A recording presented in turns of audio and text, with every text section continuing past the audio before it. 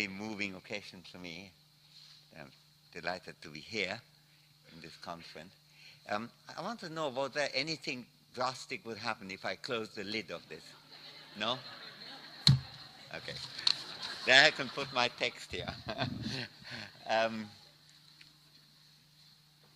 really very privileged to be here and really terribly kind that Khadija Obani, as we know her, introduced me, and Bob Carey chairing and George Soros commenting. It's really an extraordinary occasion, and the architect of it all, Sakriko, sitting there. It's a wonderful occasion, and I see Martha Nussbaum, who's the president of the association, also in the front row. I'm really very totally fortunate that I'm able to come and give the first Mahbub al-Haq lecture. John Dryden wrote in 1698 in Epistle to Peter Anthony Motteux, "Words once my stock are wanting to commend so great a poet and so good a friend." It's not easy to talk about a close friend, and I'm afraid this applies to me when I consider what to say about Mahbub al-Haq, or even to talk on subjects that have been so radically influenced by Mahbub's contributions. My problems lie not only in the closeness of our personal ties, but also in the difficulty in getting an adequate understanding of the greatness of Mahbub al-Haq. Indeed, Mahbub as a person was a great deal more than all the parts that combined to make him the person he was.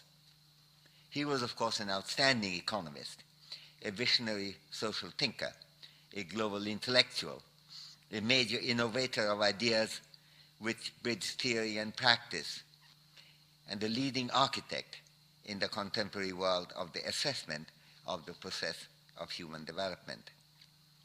These achievements are justly celebrated, but going beyond the boundaries of each, this was a human being whose combination of curiosity, lucidity, open-mindedness, dedication, courage, and creativity made all these diverse achievements possible. I've been extremely fortunate in knowing Mahbub for most of my and his life, as Khadija mentioned. When I first met him as a fellow undergraduate at Cambridge University more than half a century ago, in early October 1953, neither of us was 20 yet.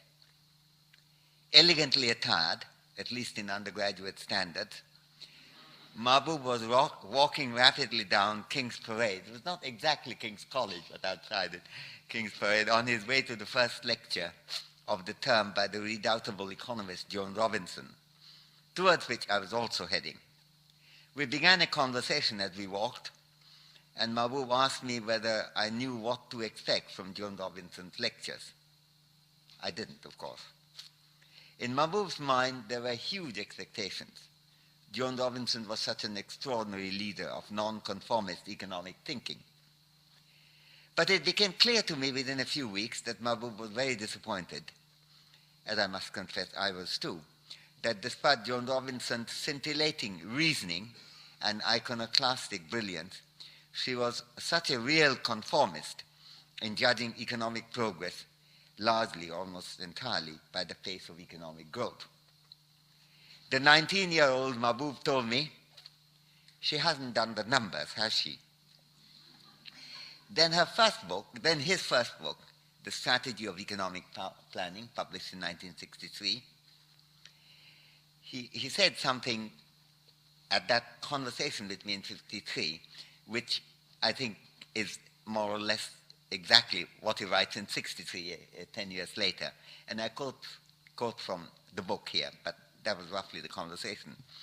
So I quote Mahbub, "If India and Pakistan manage to maintain an annual growth rate of 5% and pass through roughly the same takeoff period as Rostow identifies for many of the Western countries, the per capita income after another 20 years of India and Pakistan will be no higher than the present-day per capita income in Egypt," unquote.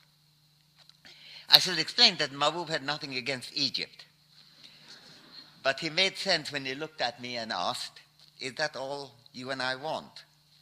Can't we do better in taking more immediate action against deprivation, the miseries, and the injustices in the world?